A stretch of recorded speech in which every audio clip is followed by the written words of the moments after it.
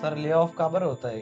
आता सध्या आपण बघू शकतो की खूप खूप लोकांना कंपनीतनं काढताय. हां, त्याचा रिझन मी सांगतो. बरेच मुलं मलाही प्रश्न करतात का सर म्हणजे माझे बरेच फ्रेंड्स आहेत त्यांना कंपनीतून काढलं आहे. तर मी आय-टी सेक्टरमध्येच आहे. तर मी आता ॲडमिशन घेतलेलं आहे. तर मला उद्या प्रॉब्लेम तर नाही येणार ना, मी कॉम्प्युटर सायन्सची डिग्री घेतोय. तर कोव्हिडच्या वेळेस काय झालं खूप जास्त ह्यूज ओपनिंग्स आल्या होत्या. तेव्हा ना Facebook सारख्या कंपनीजला सुद्धा आपला मार्केट वाढवायचा होता. तर त्यांनी खूप इन्व्हेस्टमेंट केली. मला वाटतं 11,000 कोटीच्या आसपासची एक मोठी इन्व्हेस्टमेंट त्यांनी केली होती आणि तेव्हा त्यांनी हायरिंग इतक्या जास्त केल्या आणि त्याच्यानंतर कोविड जेव्हा कमी झाला तर त्यांना लॉस झाला त्याचा. आणि कसं असतं जेव्हा अमेरिकेला लॉस होतो आणि तिथे जेव्हा प्रॉब्लेम येतो आय-टी सेक्टर खाली जातो तर त्याचा इम्पॅक्ट इंडियावर पडतो, कारण की इंडिया डिपेंडेंट आहे अमेरिका सारख्या देशाला, कारण की इंडिया सर्व्हिसेस प्रोव्हाइड करते नेहमी. म्हणून तिकडे फरक पडला तर आपल्या भारत देशात सुद्धा फरक पडणार.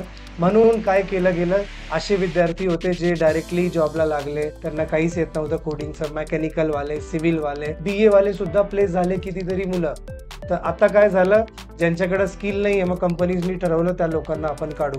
मग त्यांच्यापैकी बरेच तुमचे मित्र आता तुम्हाला जर म्हणत असतील मला काढलं, तर त्याचं कारण हा आहे का त्याच्यात स्किल नव्हती म्हणून त्याला काढलंय. तुम्ही परत जाऊन एकदा त्याला विचारा का तुला का काढलं, तो सांगेल. प्रोजेक्ट बनवता येत नसेल किंवा तो ॲज इट इज फक्त लिंक्स होत्या म्हणून तो लागून गेला होता. त्या गोष्टींमुळे फरक पडला आणि त्याच्यामुळे ले ऑफ आला. म्हणून मी सांगतो